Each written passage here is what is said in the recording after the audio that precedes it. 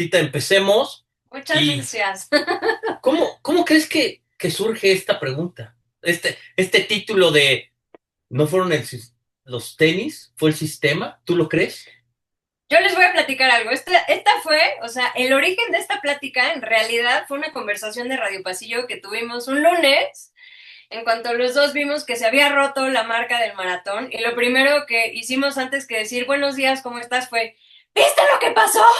¿No? Y de ahí empezó toda esta conversación de, ¿y qué habrá sido? Pero, y entonces los tenis y ¿de qué va esta plática? Precisamente de todas las preguntas, Claro. muchas o pocas, que nos hicimos nosotros para lograr entender qué fue lo que pasó. Así es que Porque, esperemos que les guste con la misma emoción que la preparamos. y es que la verdad es que los que estamos involucrados en el deporte y los que hemos tenido pues, el privilegio o el camino de que hemos estado en Juegos Olímpicos, en Centroamericanos, esto, valoramos no solo porque la ruptura de una marca es importante y pues bueno, se ve desde muchos puntos de vista, pero los que estamos sabemos el trabajo que hay atrás de años y años para lograr estos éxitos. Y los aplaudimos en todo sentido, porque lo verán ahorita que lo presentemos. ¿No, Martita? Totalmente de acuerdo. Así es que, ahí vamos, ahí vamos. Ahí está. ¿De qué va la plática? O sea, si bien no es una masterclass, no vamos a hablar absolutamente nada más de running, vamos a tratar de lograrles explicar o que entendamos qué factores fueron los que convergieron de manera excepcional para romper esta marca, ¿no? O sea, qué tiene que ver la biología, la tecnología aplicada, una estrategia competitiva. Entonces, vamos paso a paso, poco a poco. Y aquí tenemos como una gran lluvia porque hemos visto y todos lo vimos de repente, no, si fueron los tenis, no, si fue la nutrición, no, si fue algo más y lo vimos en redes y de repente como Martita y yo decíamos, oye, pues vamos a aterrizar todo esto, ¿no? Porque es todo un conjunto y la verdad es que los 12 sistemas que ponemos, ¿no? La fisiología, la neurociencia, la tecnología, la biomecánica, la nutrición y la estrategia son los que convergieron para poder crear primero un protocolo, primero una estrategia, pero antes que eso, un sueño. El, el, por mucho tiempo, los seres humanos estuvimos tratando de preguntarnos si era posible romper las 2 horas. O sea, correr a esa velocidad implicaba muchas cosas. Y esto es lo que queremos enseñar de todo esto es lo que tiene que ver en esta situación. Y entonces, cuando nosotros vemos 1 hora 59, Martita, 1 hora 59 ya ha sido la búsqueda eterna de este tiempo, ¿no? Y entonces decimos, oye, pero aquí no solo fue uno, fueron dos los que bajaron del 1.59, ¿no? Y entonces uno se queda como de, ¿cómo es posible que se haya logrado esto? Y ponemos estos tres porque el tercero, Kiplimo, también rompió el récord que se tenía previamente y dices, oye, pues ¿qué pasó? ¿Fue la distancia más corta? O sea, o cómo es posible que en un momento determinado, donde históricamente estamos buscando un récord, de repente lleguen dos y lo rompan y el tercero también rompió el récord. Y entonces dices, y entonces aquí viene lo más interesante porque hubo un doctor que en 1991 hizo una predicción en este sentido de estos dos hombres, pero no de ellos, sino de qué vamos a hacer o qué podemos trabajar para que se logren romper las 2 horas. Este doctor es un anestesiólogo que además es fisiólogo, hoy está en la universidad, en el hospital, en la Clínica Mayo, y él predijo en 1991 y que fue publicado en Sport Physiology acerca de tomando el VO2 max ideal de un atleta, mezclándolo con un umbral de lactato también ideal de posible en un supuesto y tercero, con una economía de carrera se podría llegar al 1:57, 30 y tantos, ¿no? Y entonces ese fue como la marca de pum. Y de repente hoy, o sea, después del 91, donde no existía la tecnología, los GPS, la planeación y todo esto, se llega y esta posibilidad fisiológica que se planteó en un proyecto y en un supuesto, se consigue y se rompen las 2 horas. Y ahí viene todo un tema que vamos a empezar como a desarrollar, porque está como increíble, ¿no? ¿Y qué se vio venir? Pues bueno, se vieron venir muchos grandes avances, ¿no? El primer récord moderno, y después de esto, algo que para nosotros y que lo platicaba con Marta es, en 1954 se logró romper la milla, o sea, los 1,600 metros, por un récord de 4 minutos, que era también en ese momento, era como una barrera súper difícil, pero era una barrera psicológica y de repente cuando se rompe, al poquito tiempo, ¡pum!, empiezan a caer los récords. Y entonces la pregunta es, después de que Kipchoge logró en el 2018 con el proyecto Ineos lograr hacer esto, ¿será que volvió a pasar lo mismo que con Bannister? ¿Será que mentalmente nos hicimos el sí se puede y logramos hoy estar en este momento? Esta es la pregunta que nos surgirá y bueno, entonces ¿hacia dónde vamos? Entonces, dilucidando y platicando un poco sobre estas predicciones y lo que este fisiólogo decía, ¿no? O sea, ¿qué es lo que se necesita para romper la barrera de las 2 horas? Y básicamente se necesitan, o la fisiología anteriormente creía que se necesitaban tres pilares, que eran el VO2 max, el umbral de lactato y la economía de carrera. Entonces, vamos uno por uno. El VO2 max básicamente se refiere a la máxima cantidad de oxígeno que nosotros podemos tanto captar como transportar y utilizar eh, mientras hacemos ejercicio, ¿ok? Esto es por minuto y claro, estamos hablando de una intensidad máxima, por eso se llama max, nuestra máxima capacidad, ¿ok? Ahora, ¿qué es lo importante aquí? Es que es el tamaño del motor con el que nosotros ya venimos configurados, un poco de fábrica. ¿Se puede entrenar? Sí. ¿Se puede mejorar? Sí. Pero vamos a las imágenes para que más o menos puedan entender esto. Del lado izquierdo tienen el promedio del VO2 max de dos chicos, una chica y un chico, ¿no? No entrenados, que su promedio va para él de 35 a 40 mililitros por kilogramo y en ella de 27 a 30. Y la pregunta es, oye Marta, oye Humberto, yo quiero ser maratonista, yo quiero ser Kipchoge, yo quiero ser Sawe, ¿puedo? Híjole, pues si de fábrica no tienes eso, difícilmente vas a llegar a duplicar lo que ya tienes, ¿no? Entonces veamos el símil con los otros dos atletas que son elite. Entonces el corredor tiene más o menos 85 y ella tiene 77. ¿Lo podría entrenar? Probablemente. ¿Podría alcanzarlos? Seguramente no. O sea, eso es algo que sí tenemos ya de fábrica, ¿no?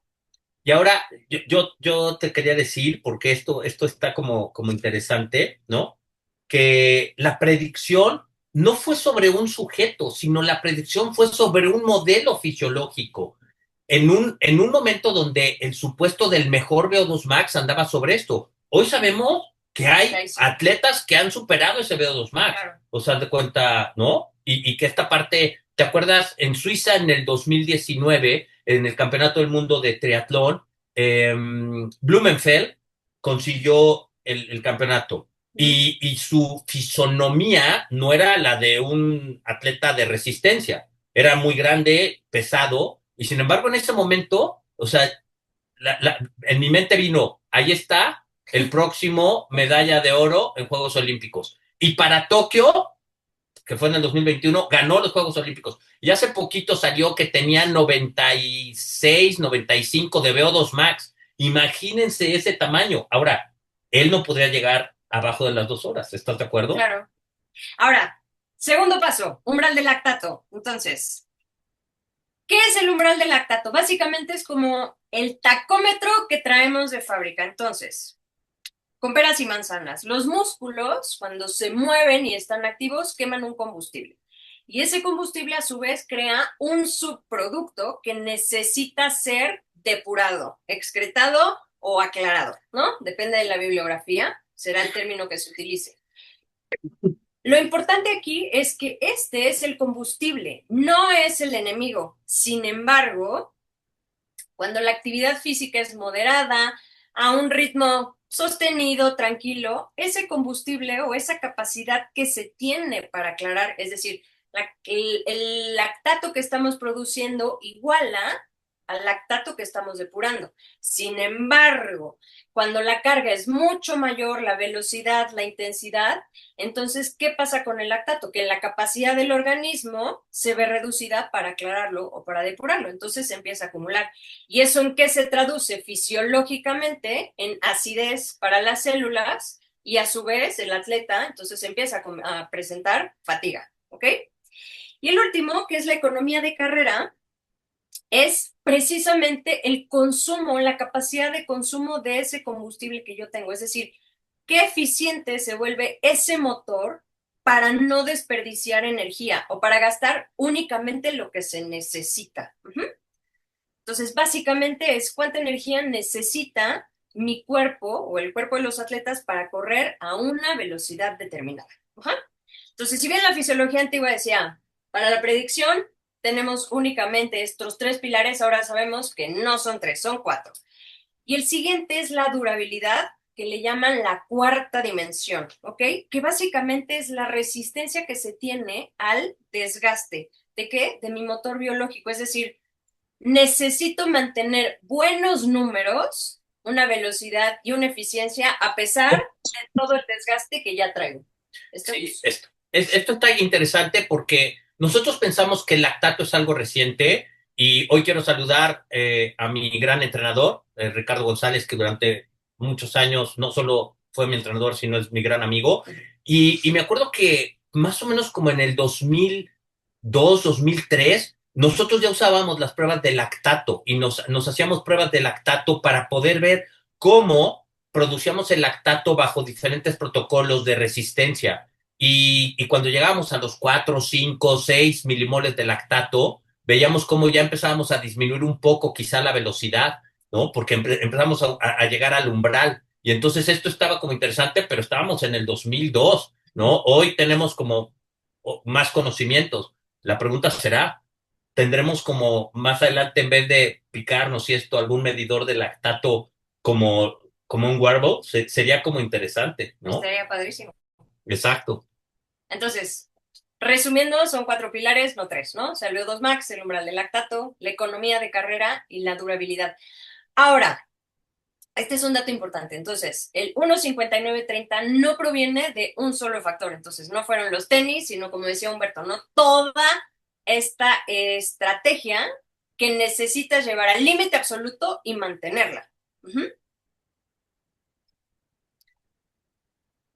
Esta parte de la cuarta dimensión, o sea, de cuenta, la vemos un poco como en este sentido de la resistencia, pero algo que aprendimos y es, hay muchos, incluso amateurs, que podrían mantener una buena velocidad en un 30, en un 20, ¿no? Pero ahí es donde se diferencia los elite del resto de la población de los mortales, porque después de ese momento, la economía de carrera es cuánto, no energía produces, sino cuánto puedes ahorrar de esa entre la fatiga, entre el desgaste, entre todos los factores que van en contra, ¿cuánto puedes aprovechar para seguir manteniendo la velocidad a la cual lo estás haciendo? ¿Cierto?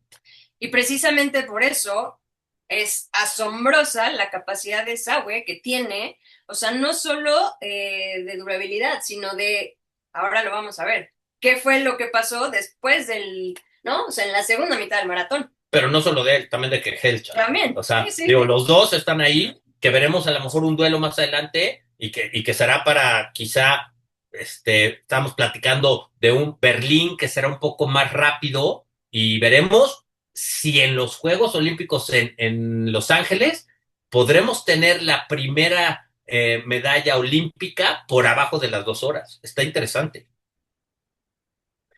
Y bueno, esto es importante porque cuando nosotros decimos, oye, cualquiera de nosotros puede llegar a romper las 2 horas, cualquiera de nosotros que contenga ciertas características sí puede llegar a romper las 2 horas, ¿no? Pero una es el gasto cardíaco. ¿Y qué es esto? Imagínense que es una bomba y es el corazón que por cada contractura lanza una cantidad de sangre determinada, ¿ok? La cual va a llevar oxígeno, ¿ok? Básicamente, ¿ok? A todas las células del cuerpo. Este gasto cardíaco se puede entrenar, sí y no, porque vamos a mejorar la eficiencia, pero el tamaño del corazón ya viene dado genéticamente esta parte es la que sí viene dotada con un motor Super V8, ¿no? Hablando de los coches, lo cual ahora hay que entrenarlo para hacer esto. Después, el entrenamiento por mucho tiempo, trae esta capilarización. ¿Qué es esto? Es crear una red microvascular al tejido más lejos que tengamos para que le llegue oxígeno. Hablamos de músculos, de tendones, de todo lo que vamos a utilizar durante el ejercicio y esto también necesitamos construirlo, pero tarda muchísimo tiempo. Entonces, esta parte sí se puede construir a base de tiempo, y a base de entrenamiento, a base de disciplina. Y después las mitocondrias y las enzimas. Sin lugar a duda, la mayor parte en todos los eventos o en todos los deportes de resistencia es la cantidad de mitocondrias que podemos tener. ¿Las mitocondrias se pueden construir? Sí. ¿Con entrenamiento? Sí. ¿Con un buen entrenamiento? También. Pero llegamos a un límite. Y este límite, que además la cantidad de mitocondrias viene del lado materno, ¿ok? Eh, Podemos llegarla a tener y cada uno tendrá un límite y este será nuestro límite fisiológico para poder mantener una oxidación o un metabolismo aeróbico, ¿no? Y las enzimas, que por ahí hay una serie de estudios que en un inicio el doctor Anderson, en su libro que se los recomiendo mucho, que dice Running Science, explica y que decía que en un tiempo inicial se creyó que muchos kenianos o etíopes, gente de África, tenía una cantidad mayor de enzimas glucolíticas y que esto les favorecía mantener un metabolismo oxidativo. Después se vio que no necesariamente era totalmente cierto que toda esa región, pero que esta parte dentro de los factores son de las cosas con las que venimos y otras que se pueden construir.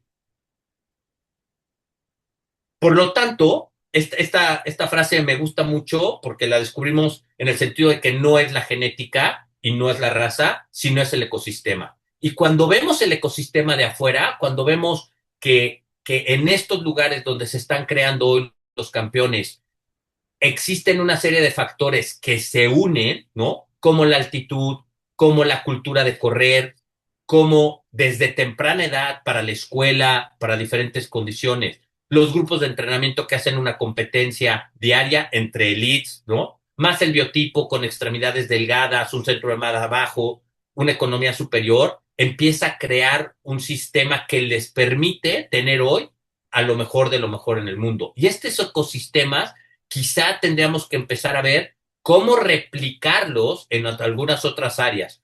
¿Vamos a llegar igual que ellos? No necesariamente, pero podremos crear mejores condiciones para mejores corredores, ¿no? Y nos imaginamos, por ejemplo, probablemente un área en Chihuahua donde podríamos estar teniendo esta situación. Podría ser, habría que investigarla, ¿no? Y ver si se puede dar determinado, pero tenemos centros con las condiciones que podrían imitar biográficamente estas condiciones, pero ahora nos falta todo el tema de la cultura desde niños empezar a correr y acumular y acumular y acumular kilómetros. Y lo más importante, que también esto es cierto, cuando nosotros vemos la cantidad de atletas que hay, es brutal, pero no todos llegan. Y esto es una selección natural de solo lo mejor, de lo mejor, por todas las condiciones que se dan en ese momento. Ahora bien, si ya Humberto nos explicó más o menos cómo es este ecosistema, lo que sí se ha visto y está científicamente demostrado y publicado en diferentes journals es que las características antropométricas, es decir, las características corporales de estos atletas, sí difieren de otros. ¿Y qué es o cuál es, cómo se traduce esa ventaja biomecánica o la forma que tienen en las extremidades inferiores? Entonces, Humberto ya dijo, si nosotros vemos a un maratonista elite, es muy fácil identificarlos porque predomina el componente ectomorfo, ¿no? O sea, predomina la forma alargada del esqueleto y tienen prácticamente casi nada de masa muscular. ¿Por qué? Porque esto opera en su contra y funciona como un lastre, ¿no? Que tienen que ir cargando a la hora de correr. Lo que es cierto es que tanto la pantorrilla como los tobillos son mucho más delgados. ¿Por qué? Si nosotros tenemos mayor peso acumulado lejos del centro de gravedad, entonces el péndulo, que es la forma en la que se mueve, digamos, la pierna, opera no bajo condiciones óptimas.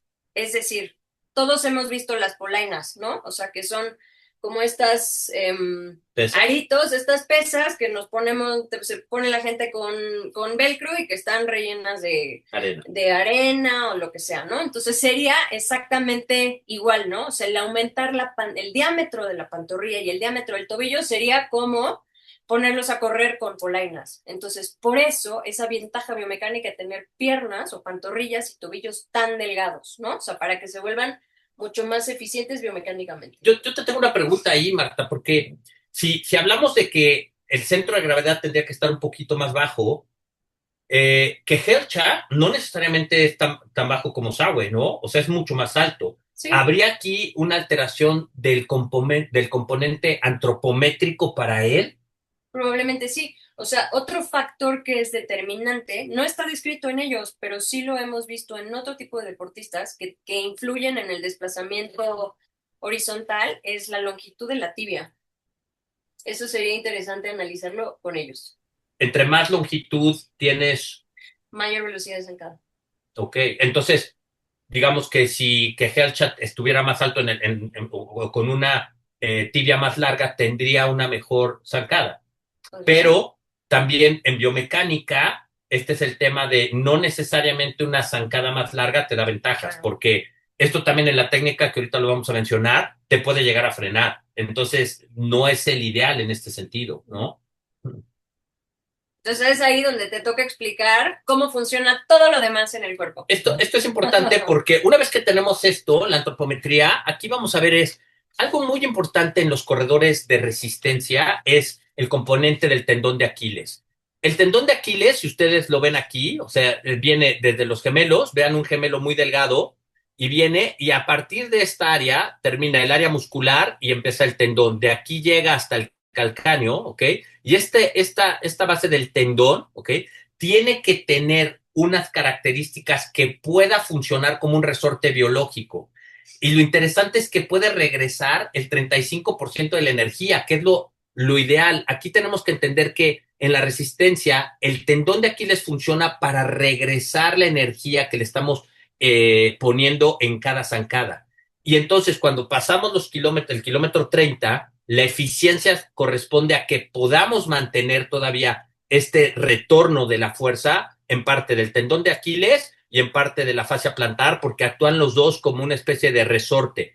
Pero es mucho más importante el tendón de Aquiles para que pueda retornar en esta situación y mantenernos la velocidad y la eficiencia de carrera, que es la característica por la cual hay una diferencia entre los elite y el resto de la población, ¿no?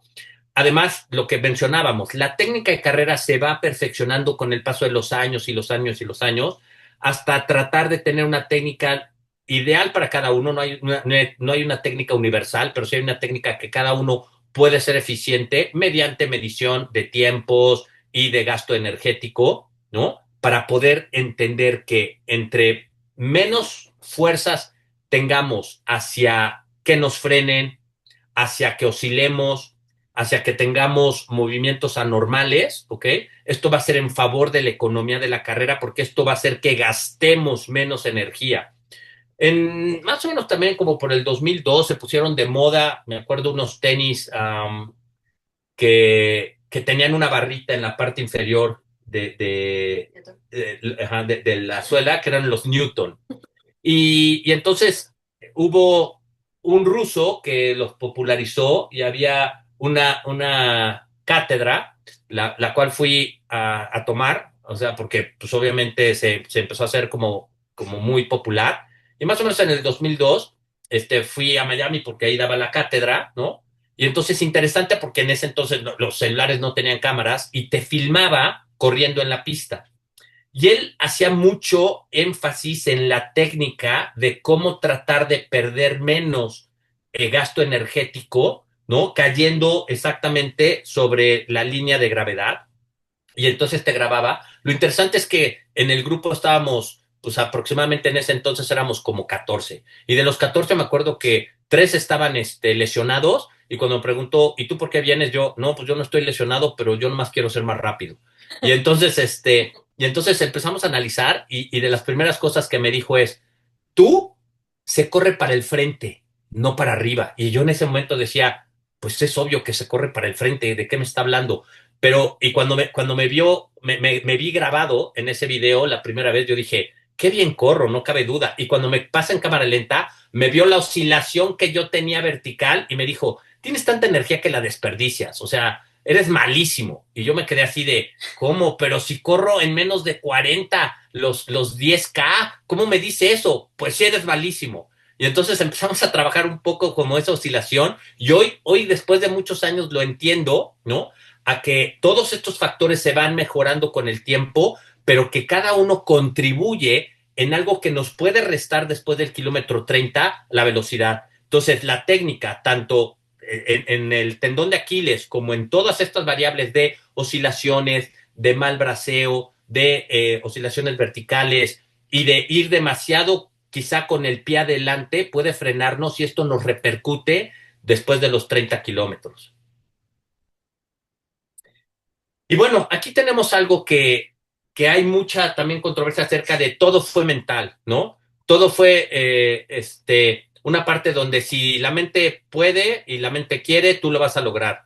Esta parte es un poco cierta, pero también es cierto que la fisiología pone los límites y la mente nos hace llegar lo más cerca de ese límite. Eso es cierto. Si fisiológicamente no tenemos una condición de VO2 max alta, una condición de pues obviamente claridad en cuanto al lactato, si no tenemos una eficiencia de carrera, pues obviamente no se van a dar las condiciones, ¿no? Aunque mentalmente queramos llegar, pues nos va a llevar al límite, pero pues el límite que fisiológicamente tenemos es, pues a lo mejor para, ¿no? Un maratón de 3 horas, una cosa así, 2:50, pero no menos de 2 horas, ¿no? Esto es tan interesante, pero sin embargo, esta frase me gustó mucho de la fisiología pone los límites y la mente te hace llegar lo más cercano a esos límites, que me quedo mucho con eso. Y Ahora la parte, vamos. el intestino corre. Claro. El intestino corre y también se entrena. Entonces, ¿de qué va esto? El entrenamiento intestinal o el gut training precisamente es todo un sistema de acondicionamiento progresivo.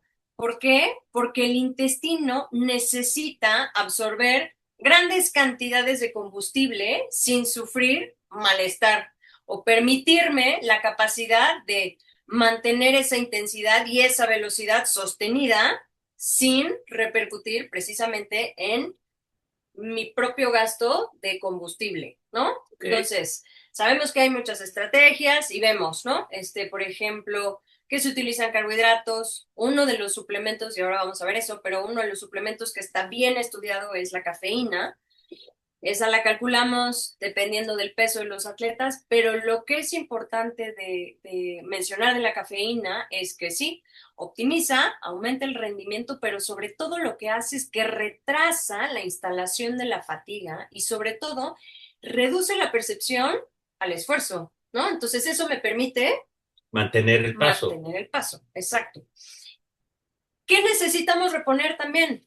No nada más agua, sabemos que durante un maratón se pierden electrolitos, entonces es importante que la hidratación y la estrategia vayan, los bidones de cada uno de nuestros atletas está calculada e individualizada cada uno, ¿no?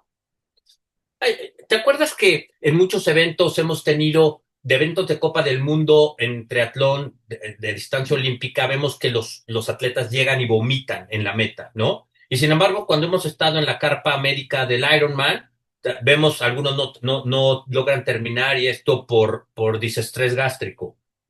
¿Tú pensarías o me dirías, ¿es la misma situación en ambos?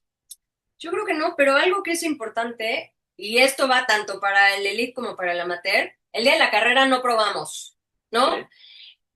Muchas veces nos ha pasado, ¿no? En la carpa médica y se darán cuenta, los habituallamientos, de repente te ponen naranjas, te ponen plátanos, agua, Gatorade, no, y de repente es Coca-Cola también, ¿no? Pero si durante tu entrenamiento nunca probaste la Coca-Cola y al día de la carrera dijiste qué sabrosa, se me antoja muchísimo una Coca-Cola, probablemente ese sea un detonante para el vómito. Ahora, otra cosa es que precisamente también los atletas, ¿no? O sea, ¿Mm? muchas veces lo vemos, sobre todo en largas distancias, en el Ironman, que es cambiar precisamente la estrategia y de repente es, vamos a comer galletas saladas, vamos a comer pretzels y a la siguiente es unos dátiles, unas pasitas con chocolate, o sea, muchas cosas, uno, para que el atleta no se fatigue, porque dejan de ser palatables muchas Ok. cosas. Entonces, tanto gel, gomitas, gomitas, gomitas, terminan por causar precisamente Y ahora, lo disestrés. que hablas aquí un poco de flexibilidad metabólica, ¿tú considerarías cuánto tiempo es el mínimo o es muy variable de atleta a atleta para entrenar al intestino? Lo que se menciona es que el tiempo mínimo o de periodización es de por lo menos 8 semanas previas al evento. Pero Depende del evento, vamos a depende de la la siguiente distancia. diapositiva y vamos a ver qué se hizo en este caso. Entonces ya dijimos que el gut training es todo un sistema de acondicionamiento progresivo, ¿ok? Y la manera en la que yo les puedo explicar más fácil cómo se utilizan todos estos carbohidratos o cómo se oxidan y se absorben durante eh, estas competencias es, estamos en un centro comercial o en el supermercado, ¿ok? Y tenemos dos vías de acceso, una por, no sé, una avenida y la siguiente es por la otra avenida. Una avenida o la avenida principal únicamente permite el acceso a 60 personas. Ajá. Esa es la capacidad que el intestino tiene de transportar a través de solo un transportador, que es el SGLT1 GLUT, ¿no? Que transporta tanto glucosa como maltodextrina. Pero la puerta de atrás del supermercado está cerrada. Entonces, si yo únicamente me quedo con esas 60 personas que entraron al supermercado, la capacidad que tiene el supermercado de vender para 120 personas, pues se ve mermada. Entonces, si abro yo las dos puertas, la vía de acceso principal y la trasera, entonces tengo 60 personas que accesan por acá y 60 por acá, que me da un total de más o menos 120 personas. Es decir, los carbohidratos utilizan múltiples transportadores intestinales. Entonces, lo que se ha visto, y la ciencia antes creía que únicamente se tenía la capacidad de absorber o de oxidar 60 gramos de carbohidratos por hora, ¿no? Y por eso la indicación era, pues, 60 gramos. Ahora se sabe que no, que podemos llegar hasta 120 utilizando y aprovechando precisamente todas estas vías alternas al mismo tiempo. Entonces, por un lado entran la glucosa y la maltodextrina y por otro lado entra la fructosa. La mayoría de los geles tienen precisamente esta relación que es 2 a 1, ¿no? O sea, glucosa y maltodextrina el doble y fructosa vendría siendo, digamos, como que la mitad de la concentración. Ahora, ¿cuál fue la estrategia nutricional con Sauer? Pues precisamente empezar más o menos tolerando 30 gramos e ir incrementando la dosis semanalmente aproximadamente de 10 a 15. ¿Hasta qué? Hasta que en el año completo, si se fijan, o sea, Martin, que es la marca que estuvo consumiendo de geles, reportan ellos que viajaron 6 veces en el año a Kenia para estar haciendo todas estas pruebas con los geles. ¿Y cuál fue el resultado? Que al final la capacidad de absorción o la capacidad de oxidación de la glucosa, en su caso llegó a 115 gramos, o sea, casi al tope de lo que es capaz de absorber el intestino, que es una barbaridad. Va a ser una estrategia tanto fisiológica como cognitiva. Es decir, dicho de otra manera, es distribuir el esfuerzo de forma correcta, de forma inteligente. ¿Para qué? Para retrasar la fatiga, tanto central como periférica, ¿no? Entonces, habíamos dicho que el hito o la maravilla de este maratón y esta marca es que precisamente el primer medio, o sea, los primeros 21 kilómetros se corrieron en 60 minutos con 29 segundos. Y el segundo medio tuvo mayor aceleración y corrió 1 minuto 28 mucho más rápido. Entonces, ¿eso de qué nos habla? De precisamente una estrategia de no quemar mis reservas la primera mitad, sino de conservar La energía, inteligentemente la claro, energía para utilizar el segundo y despegar. ¿Estás de acuerdo? total. Y además, cuando vemos, y todo el mundo nos quedamos sorprendidos porque la velocidad es a 2.40 el kilómetro. Si Así es. alguien ha intentado correr, se lo prometo, o sea, correr abajo de 3 es complicadísimo para los elite.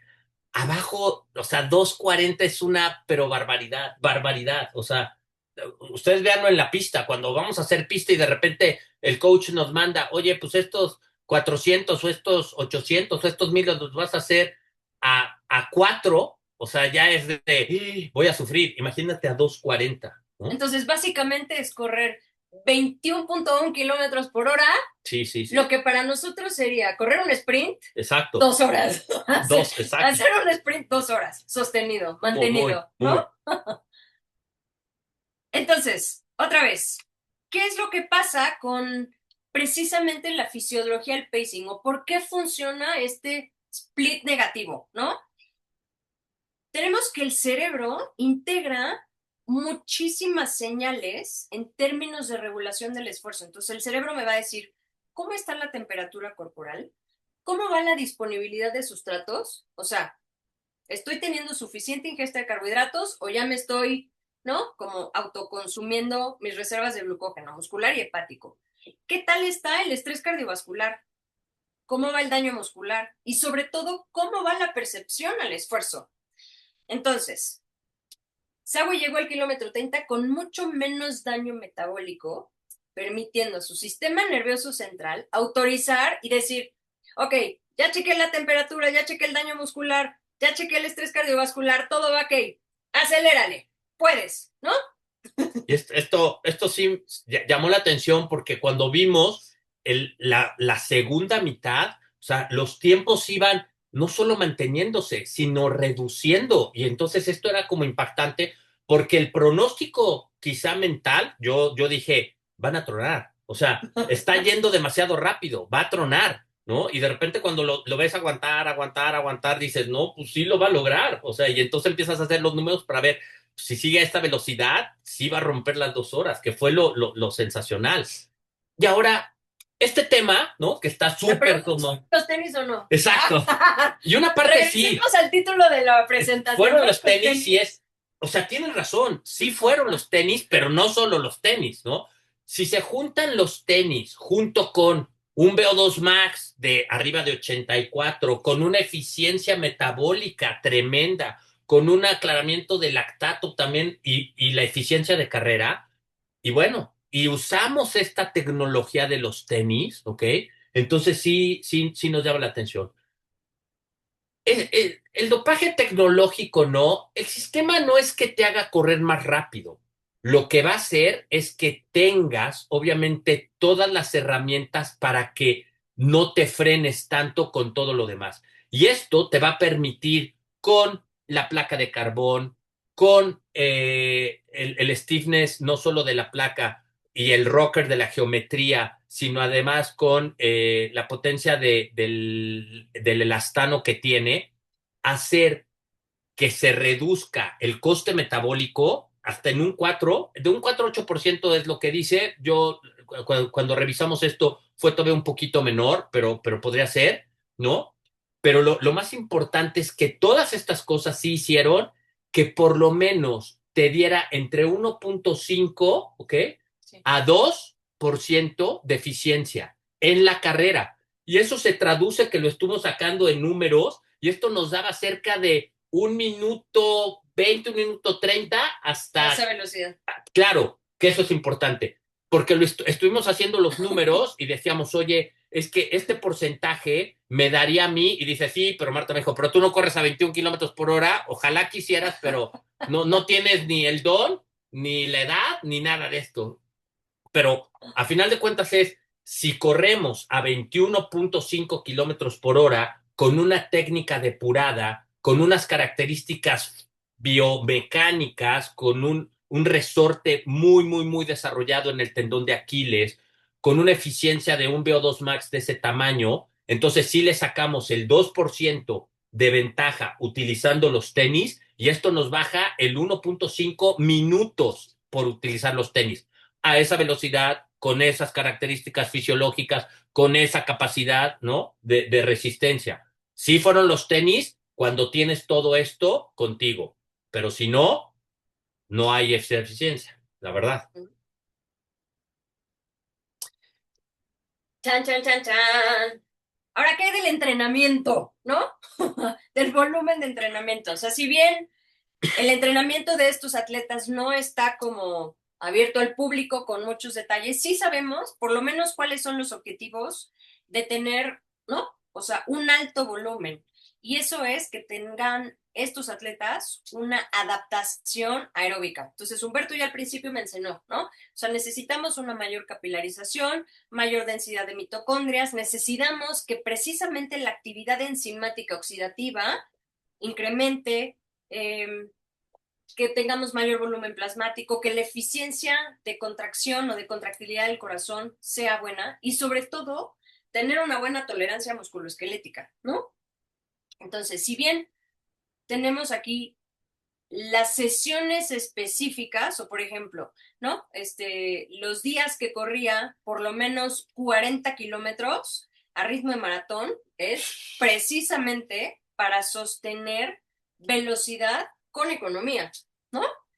Ahora bien, algo que es interesante es que su ciclo de entrenamiento no era semanal, es decir, su microciclo no era de 7 días, sino eran 10 días.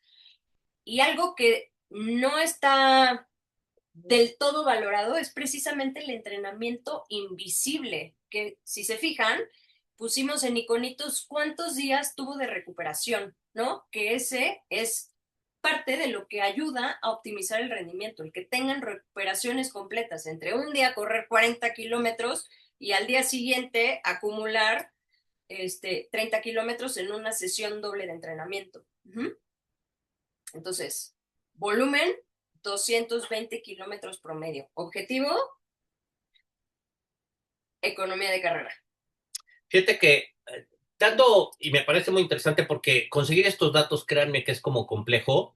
He estado mucho tiempo pues sí, en todo el tema del alto rendimiento y me acuerdo muchísimo que de las primeras veces que fui al centro olímpico en Suiza y estaban mencionando, decían, a ver, nadie de los que están aquí te va a decir lo que hicimos en los Juegos Olímpicos pasado. O sea, te lo vamos a decir cuando pasen los siguientes Juegos Olímpicos de lo que hicimos hace 4 años, no de lo que estamos haciendo actualmente. Entonces, todas estas estrategias las tratamos de establecer, de coleccionar, pero lo que están haciendo actualmente es muy complicado porque una medalla, un récord olímpico, un récord mundial, cuesta muchísimo trabajo y obviamente pues estos datos sí empiezan a estar como, pues tratamos de sacar esto. Entonces lo que mencionas es como interesante del volumen, pero no necesariamente el entrenamiento per se, ¿no? O sea, me acuerdo mucho de una entrevista que le hacían a Usain Bolt, ¿no? Y Ujú. decía, es que la gente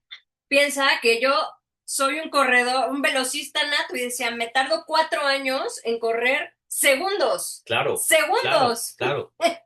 años en preparar una carrera que dura segundos. Y esto va unado a esto que están viendo, ¿no? El récord no se rompió el domingo, se construye desde años, años y años, y esto quiero que lo recordemos siempre, ¿no?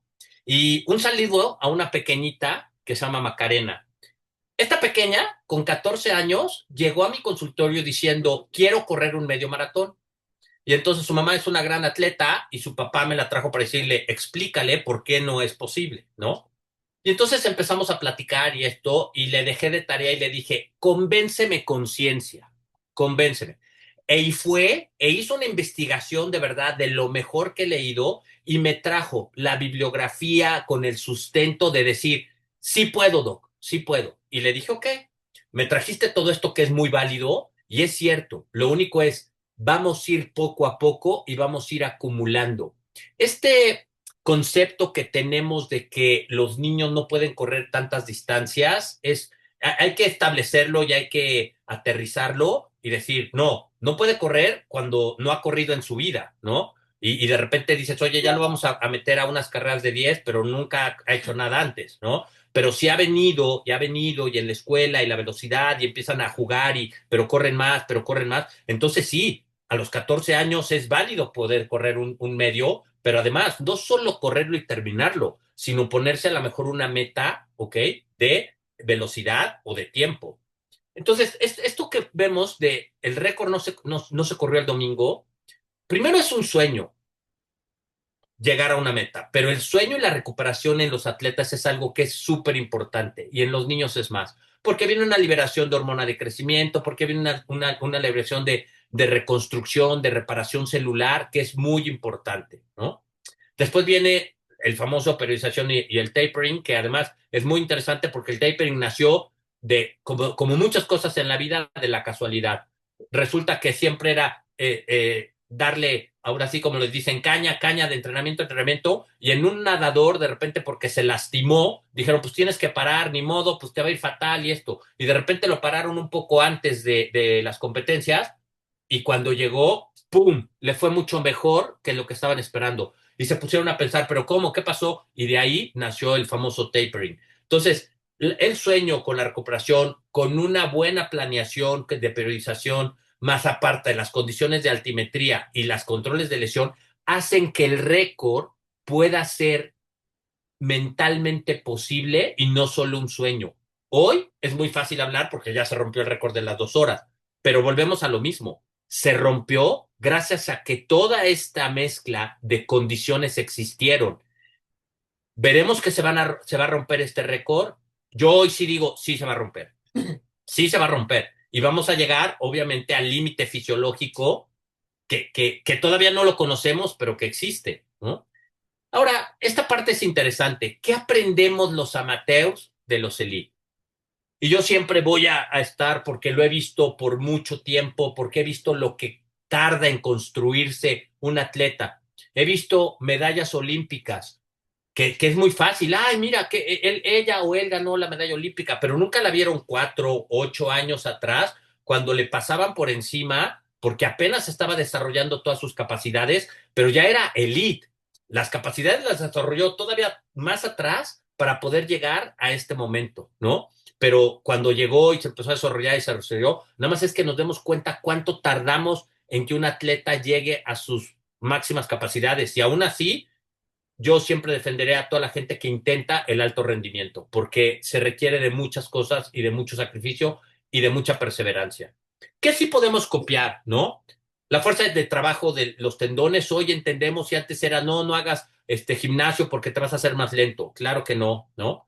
La progresión gradual y el respeto a la recuperación. No, no, no, es que yo no tengo tiempo para descansar tanto, entonces esto, pues entonces tu potencial no lo vas a alcanzar, ¿no? Y tercero, vamos a llegar a una lesión tarde que temprano si no hacemos una pausa o una recuperación. La nutrición, esencial. Hoy entendemos que tenemos que prepararnos con un plan de entrenamiento de nutrición para poder entrenar al estómago que nos acepte todo esto. Mejorar nuestra técnica de carrera, tanto grabándonos, yendo con gente experta para que nos diga, oye, estás haciendo esto, no de la noche a la mañana, pero ir modificando y aprender que entre más joven podemos modificar un poco más poco a poco hasta que tengamos una técnica de carrera adecuada para cada uno de nosotros, ¿no? Y el sueño como una parte de la recuperación impresionante. Lo que no, pues obviamente sí, tratar de parecernos, como dice Marta, al elite, tratar de copiar como si fuera una receta y decir, yo voy a entrenar lo mismo que él, pero no tienes ni el VO2 Max, no tienes todas las demás, no importa. O sea, entonces, seguro vamos a llegar a verte en el consultorio por una lesión. Entonces, ¿cuál es el resumen? ¿Qué aportó? Ajá. Todo, ¿no? O sea, la biomecánica, el calzado, las condiciones antropométricas, fisiológicas, una nutrición entrenada, el entrenamiento, el pacing del split, ¿no? Entonces, a manera de conclusión de estos factores, ninguno de forma aislada logró que se rompieran las 2 horas.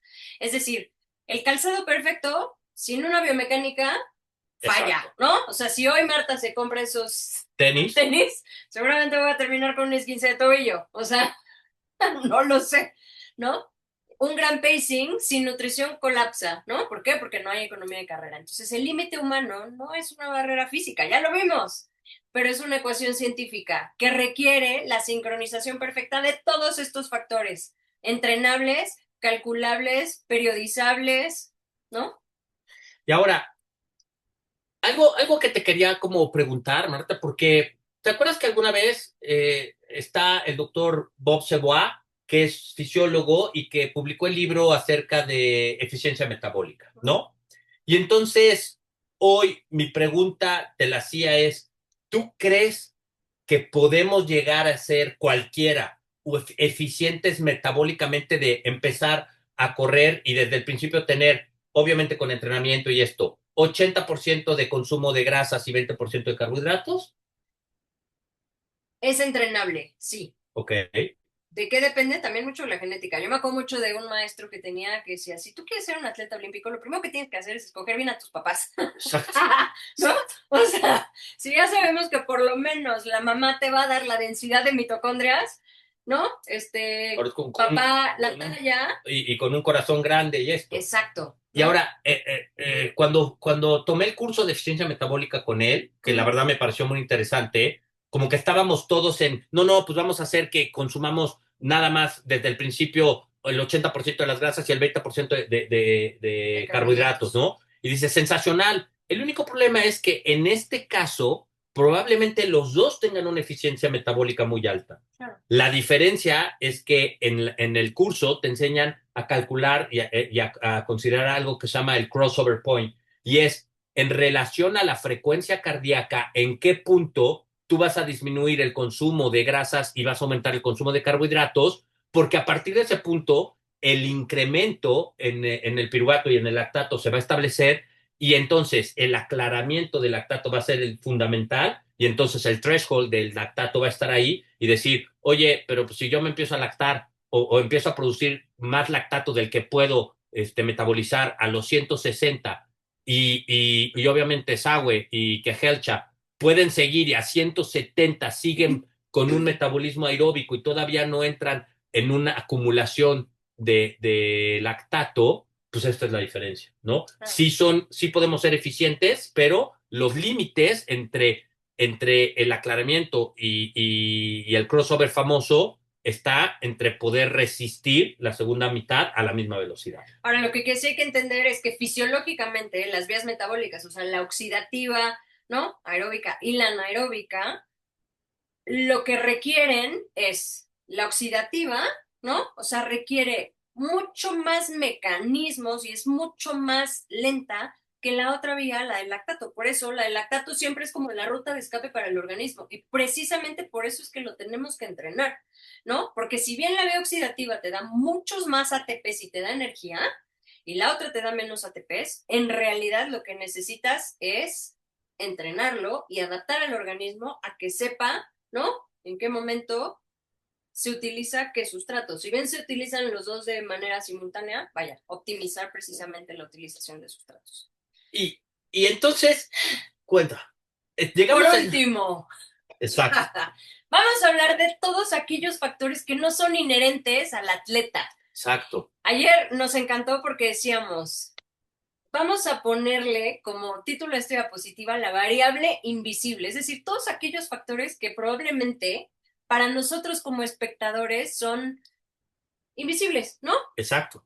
y que no tomamos en cuenta, pero que están, ¿no? Y entonces de repente cuando empiezas a ver, oye, la temperatura ideal, pero la humedad ideal, pero el viento, pero la aerodinámica, estas cuatro fuerzas que juegan un papel que no lo vemos, pero que están presentes, ¿no? O Bueno, sea, recuerda, en el Ironman nos llegó a pasar que la humedad, ¿no? Era altísima o que la temperatura era alta y entonces se recorrían los horarios y entonces los elites salían una hora más temprano y recortaban el horario precisamente para que las condiciones fueran claro, claro, favorables para los atletas. y obviamente por eso triatlón tiene Totalmente. tiene un puesto que es muy importante, que es el delegado médico, que puede estar evaluando constantemente las temperaturas, esto, para poder predecir si vamos a tener algún problema o no, ¿no? Y entonces, ¿la temperatura ideal existe? Sí, sí existe, ¿no? ¿Te das Ayer nos cuenta? enteramos eso y dijimos, Exacto, ¿no? ¡wow! ¿Por qué? Porque la temperatura ideal para un maratón es entre los 8 y los 12 grados. O sea, porque por arriba de esto empieza a tener problemas de termorregulación que pueden condicionar que haya una deficiencia en la eficiencia de carrera. ¿Estás de Exacto. acuerdo? Entonces, lo que hay que entender es que correr un maratón a 21 kilómetros por hora genera una enorme cantidad de calor. Entonces, la baja temperatura lo que hace es funcionar como un aliado para el cuerpo del atleta para que se pueda enfriar, o por lo menos para que no gane más calor del que ya está generando el propio cuerpo. ¿Y ahora qué pasa con el calor? Es que con el calor, el problema que tenemos es cuando el calor aumenta, el rendimiento empieza a verse afectado, ¿no? ¿Por qué?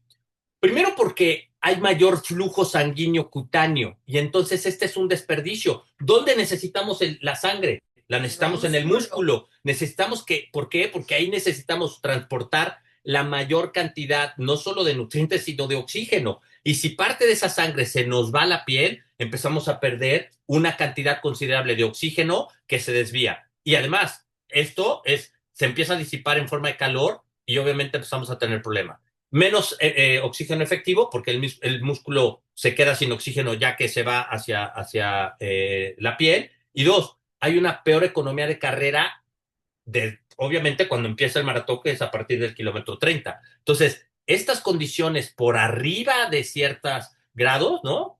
Donde son los 15, empezamos a tener problemas que podrían condicionar 1, 2 o 3 minutos. Y entonces dices, pues ahí está también el récord. Dos, la humedad. Y esto nos pasó mucho porque normalmente los triatlones son en condiciones, por lo menos en México, muy calurosa. Y hay que entender que mucha de la energía producida por la célula no se va en energía mecánica, sino se disipa en forma de calor.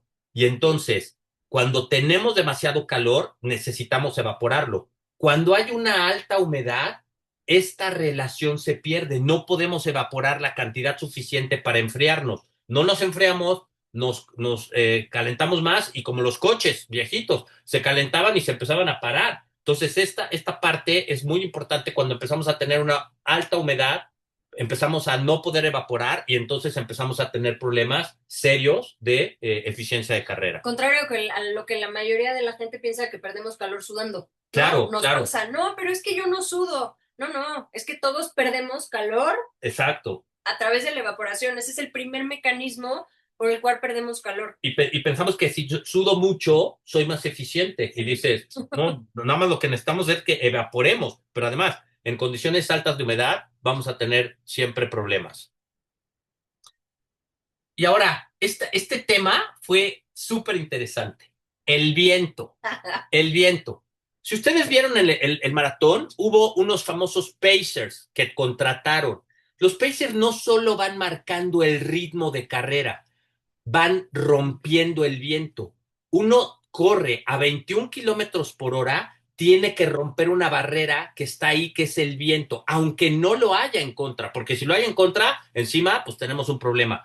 Pero hay una barrera que no se percibe, pero que está ahí y que es una barrera invisible y que para poder romperla, pues necesitamos energía. Y esa energía, tarde que temprano, nos va a pasar un costo, ¿no? Y entonces, cuando descubrimos más o menos que los Pacers y que van rompiendo el viento y que el viento puede reducir, o sea, los Pacers y romper nos pueden reducir el drag, hasta un 7%. Pero el viento a 21 kilómetros por hora puede hacer que si no hay, nos pueda dar entre 2 y 3% en contra en la economía de carrera. Y eso traducirse en tiempo. Claro, si vamos corriendo por abajo de, o sea, 15 kilómetros, que ya es bastante rápido, 16 kilómetros, que es bastante rápido, se va a reducir ese efecto. Obviamente más lento, si vamos a una velocidad de 10, 12 kilómetros por hora, obviamente el efecto pues, ya no es el mismo y se traduce en minutos, pero para este efecto, para estas condiciones, fue tan importante el que no hubiera habido viento, el que los Pacers hubieran podido mantener esa velocidad y esa forma en B. La vemos mucho en el ciclismo, donde más los que hacemos triatlón y esto lo vemos en la carrera y tratamos de ir a alguien atrás para cortar el viento, pero donde se siente fenomenal es cuando vamos en la bicicleta y sí hacemos el draft para que obviamente bajen mis pulsaciones, incluso hasta 10 o 12 pulsaciones por abajo del que va adelante. Entonces, en la carrera, también probablemente Sawe y Kehelcha, que iban atrás de los Pacers, probablemente llevaban unos latidos menores y obviamente se traduce en esta parte. Claro. Antes del cierre, Uh -huh.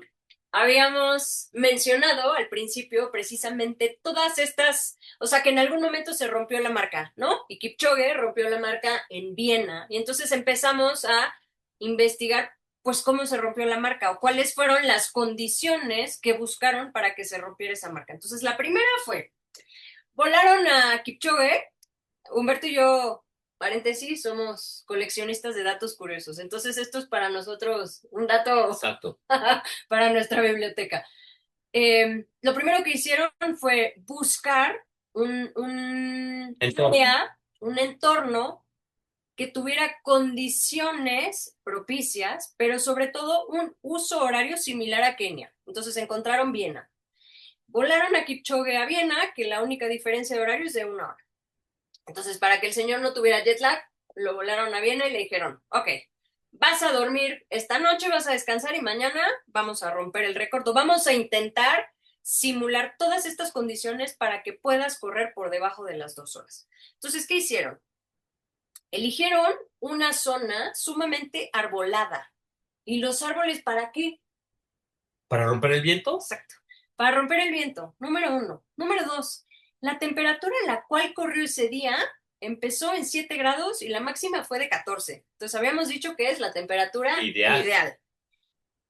¿Qué más? Una baja humedad, una ruta plana y mayor cantidad de oxígeno por los árboles. Mayor cantidad de oxígeno por los árboles y estaba a tan solo 165 metros sobre el nivel del mar. O sea, mayor oxigenación también. Entonces, árboles y poca altura, muy bien.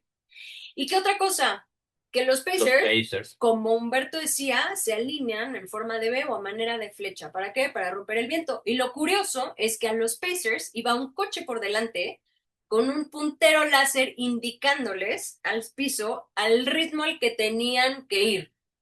Entonces, si bien no fue una marca oficial, porque no hubo, digamos, como que sí, o sea, fueron una condiciones, exacto, experimentales, se logró romper, buscando claro,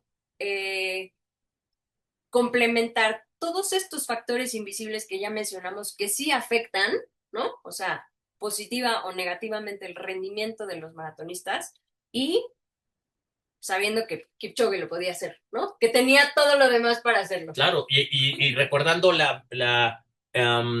fotografía que vimos cuando se logró y vimos el transbordador espacial, digamos que Kipchoge fue el Apolo 10, ¿no? Sí. Y Sawe y Kehelcha fue el Apolo 12 que lograron aterrizar en la Luna, ¿no? Por primera vez. Y para nosotros es una emoción y una sorpresa. Y hoy viene, ahora sí, ¿en cuánto tiempo se va a romper? Yo creo que Berlín. Vamos a intentar ver si es cierto o no, porque es el maratón más rápido, porque las condiciones pueden ser muy parecidas y que obviamente estará en casa de Adidas. Entonces, ¿será que sea posible o no? ¿No? Esa es la pregunta. ¿Ahora qué sigue? Exacto. ¿Y ahora qué sigue? Exacto. Exacto. Y bueno, muchas gracias a todos. Gracias. Agradecemos enormemente la charla llena de datos interesantes, se nota inmediatamente que les apasiona, están interesadísimos en esto, pero además se nota pues todo el conocimiento que hay detrás y eso se agradece invariablemente. Me quiero disculpar por la interrupción. En Colima es rarísimo que se vaya la luz, se fue la luz en mi casa, entonces por eso se cortó la grabación y luego volvimos a grabar, ¿no? No pasa El nada. celular me tuve que conectar de pronto, por ahí les ofrezco una enorme disculpa. Tenemos algunas preguntas, Venga, entonces vamos con ellas por las personas que nos han estado acompañando. María Altamar dice, ¿los niños que están practicando este deporte, se les recomienda algún tipo de dieta especial? ¿Podrían hablar un poco del entrenamiento en los menores de edad? la dieta, yo hablo, Habla tú, habla el tú. entrenamiento de los niños, a ver, primero, depende de la edad, depende de lo que queramos hacer, pero en los niños tenemos que entender que se entrena jugando, ¿ok? Hoy también hay un tema que algún día tocaremos que es, y esto sí lo quiero decir como un anuncio, es sobre todo en las mujeres, la mejor época para abonar al hueso, ¿ok?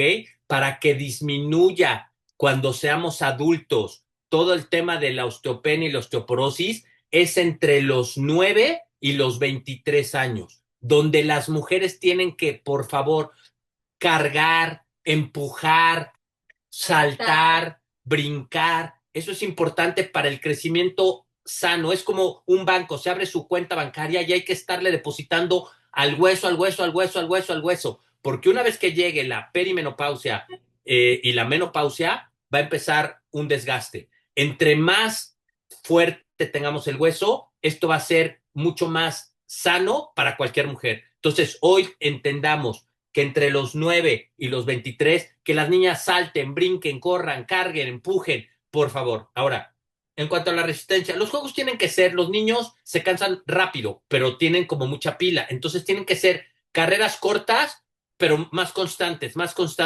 Dependiendo de cuando me dices, un niño, ¿cómo entrenarlo? ¿Qué edad y para qué? Un niño de 5 años, ponerlo a correr 5 kilómetros continuos, sí te diría, pues a lo mejor hay que empezar menos porque no tiene la capacidad todavía quizá de resistencia, la vamos a ir desarrollando, pero irle dando tiempo, ya me cansé, camina, pero se recuperan rapidísimo, yo otra vez volvemos y así, pero los niños normalmente jugamos más en córrele y para, estate persiguiendo y para. Esto es lo ideal. Establecer un trabajo de entrenamiento depende mucho de la edad, pero si ya me están hablando de niños de 11 12 ya estamos hablando de otra cosa donde sí podemos empezar a establecer ritmos o periodos diferentes de entrenamiento. Ahora la nutrición. Ahora, con respecto a la nutrición, es diferente el abordaje de los adultos a los niños. ¿Por qué? La fuente principal de energía en los niños son los carbohidratos, ¿no? Entonces, si bien las proteínas, las grasas, los vegetales son igual de importantes, a los niños no los suplementamos, por ejemplo, con geles, ¿no? Realmente lo que necesitamos es que coman frutas, que coman verduras, por ejemplo, preentrenamiento, una manzana con nueces, con pistaches y sobre todo lo que hay que cuidar mucho en ellos es la hidratación, ¿no? O sea, que lleguen bien hidratados a la actividad física, el antes, el durante y el después. ¿Tú le darías geles a algún niño? Pues científicamente no está probado aún, así es que más bien se utilizan otro tipo de estrategias, ¿no? O sea, fruta, o sea, siguen siendo carbohidratos simples, pero algo que, sobre todo que a los niños es mucho más palatable, que le va a gustar más si le das una gomita o un pandita, a que si le das Okay. un gel, ¿no? Siguiente pregunta. Siguiente pregunta, muchas gracias por las respuestas. ¿Qué tanto un atleta recreativo podremos incrementar el VO2 max y con qué estrategia de entrenamiento puede lograrse? A ver, o sea, esta es una buena pregunta en el sentido de todos tenemos un límite genético y un poco fisiológico, pero hay diferentes estructuras para, también depende de la edad, ¿no? Pero un atleta, date cuenta, a tu edad, probablemente, Adriana, o sea, si empezamos con entrenamientos para incrementar el VO2, pueden ser dos vías. Uno, con un entrenamiento largo, ¿no? Largo, a lo que llamamos zona 2 probablemente, ¿no? Pero también se ha visto demostrado que en algún momento los famosos HIIT, High Intensity Interval Training, pueden también incrementar el VO2 max. Entonces depende de la estrategia y de las condiciones. Has sido entrenada previamente para soportar el HIIT, adelante. No, cuidado porque eso conlleva a que te puedas lastimar. No en la primera, pero sí después de algún tiempo podemos tener una lesión. Pero se puede modificar, sí. ¿Cuál es el límite?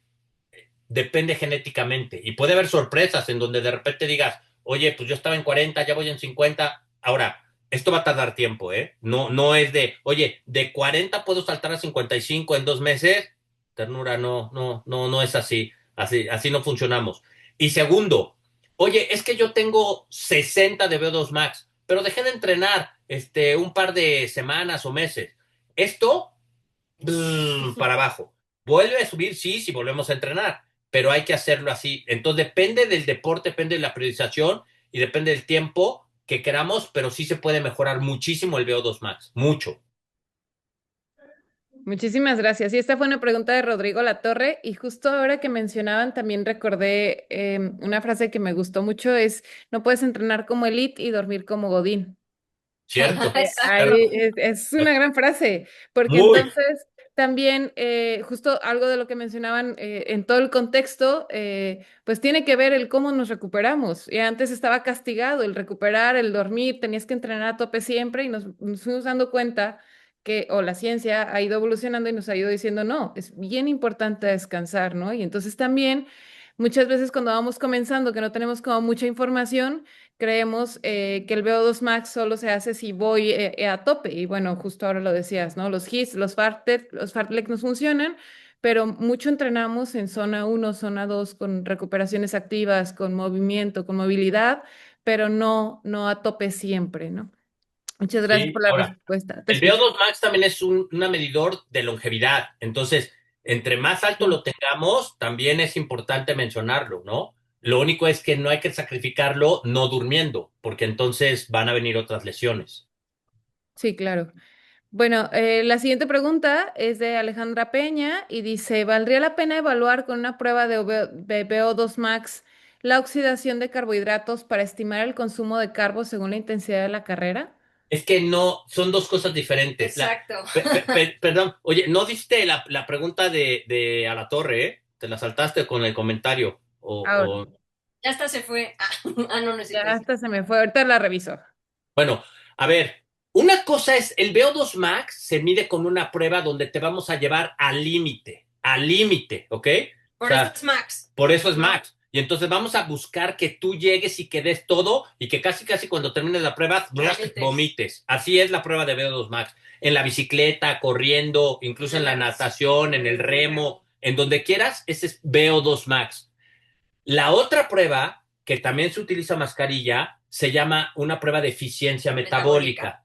Pero esa prueba es diferente. Esa prueba te vamos incrementando en segmentos que pueden ser de 5 minutos la velocidad. Entonces, vamos a hacerlo lo más fácil porque estamos hablando de carrera.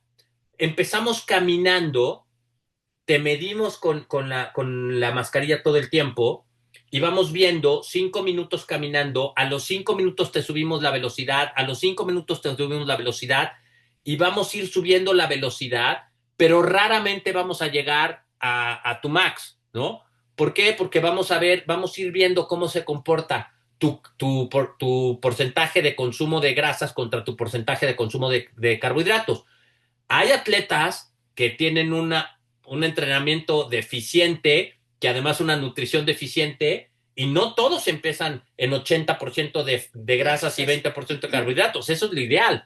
Pero hay atletas que están mal entrenados y mal nutridos y empiezan desde el principio 53% de carbohidratos y, 20, y 40 y... De grasas.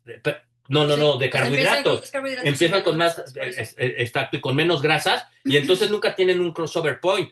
Siempre va así y de repente, ¡pum! ¿Y qué pasa? Se empiezan a producir lactato que no pueden aclarar a unas frecuencias cardíacas de 138. Y esto me acuerdo mucho porque el, el, en, cuando fuimos a tomar el curso de Bob Seboa de metabolismo, él nos presentó el caso de una triatleta donde empezaba a producir, a consumir desde el principio mayor cantidad de carbohidratos que de grasas, y obviamente ella decía, es que me va mal en los triatlones porque pues no rindo, me canso mucho, me fatigo, todavía tengo aire, pero las piernas ya no me dan. Y dice, pues sí, porque nunca tiene eficiencia metabólica. Entonces, son diferentes los protocolos. Ok, muchísimas gracias por la respuesta. Decirte que Rodrigo La Torre fue el que hizo la pregunta de qué tanto un atleta recreativo podría incrementar su VO2 max. Ok. Sí, entonces yo también dije, ya me equivoqué, pero no, ahí esa era la pregunta.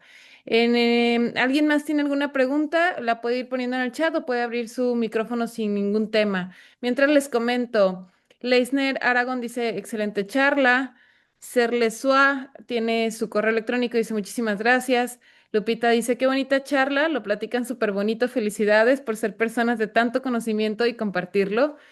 Alejandra Peña dice, muchas gracias por la respuesta a su pregunta. Y bueno, no sé si alguien más quiera abrir su micrófono, hacernos alguna pregunta. Bueno, hay un par de comentarios más. Gracias a Eh, los tres que se quedaron al final. Gracias. no, estamos todavía conectadas la mayoría de las personas. Randy desde Costa Rica dice, interesante charla, Eduardo Elías, felicidades a los dos. Bueno, alguien que no tiene el Zoom Workplace instalado y eso le aparece como nombre, dice muchas gracias. Este, creo que en este momento no hay preguntas. Les voy a dejar antes de compartirles. Ya alguien le trajeron serenata aquí por mi casa, ya con el chisme, todo lo Ah, que que es da. para ti. Pues ya sal. Ojalá. Ah, ya, ya, ya. O sea. Les A voy mí a se me hace dejar que el enlace. le apagó la Ah, luz, no por se eso. fue la luz. Tú le apagaste la luz para que no supiera que estabas ahí. Que no supiera que estaba O a aquí lo en mi mejor casa. para que diera la señal de estoy dormido y me va a despertar. Ojalá. No, no, dice, Mari Cepeda es una estudiante egresada de la Facultad de Ciencias de la Educación y ahora está por terminar o terminando los créditos del doctorado en Ciencias Médicas. Y dice, excelente ponencia, un súper tema. Muchas gracias, Mari, por estar aquí. Me voy a permitir presentarles la constancia. Voy a proyectar solo una. Em, déjenme, les robo un poquito la... Creo que tenemos que dejar de compartir. Denme 2 segundos. Bueno, siguen las felicitaciones. Vamos a compartir. No sé si se alcanza a ver toda mi pantalla. ¿La alcanzan a ver? Pues nada más de 1,5930 que me encantaría que ese fuera mi diploma. O sea, ese sí me encantaría. Ese sería el diploma de toda mi vida. O sea, se cuenta Es- 1,5930. no, lo que se ve es lo de ustedes, pero bueno, a mí me parece que estoy compartiendo pantalla. No sé si Gracias. ahora ya. Deja de comprar. Listo. ¿Sí? Ahora sí ven mi pantalla. ¿Sí? Excelente. Bueno, me voy a permitir dar lectura solo a una, pero con mucho gusto están hechas las dos constancias. Universidad de Colima, la Facultad de Ciencias de la Educación, otorga la presente constancia a la doctora Marta Dergal Irigoyen y al doctor Humberto Aguilar por impartir la charla Sub 2, Biomecánica, Metabolismo y Tecnología, cómo se rompe la barrera de 2 horas, el día 14 de mayo de 2026, en el marco del seminario permanente Movimiento y Salud, encuentros académicos sobre calidad de vida, organizado por el Cuerpo Académico 101 Cultura Física de esta facultad. Atentamente, estudia Lucha Trabaja, Colima, Colima, 14 de mayo de 2026. Ahora estrenando directora, firma nuestra nueva directora de la facultad, la doctora Isela Guadalupe Ramos Carranza, y el líder del cuerpo académico, el doctor en ciencias Pedro Julián Flores Moreno.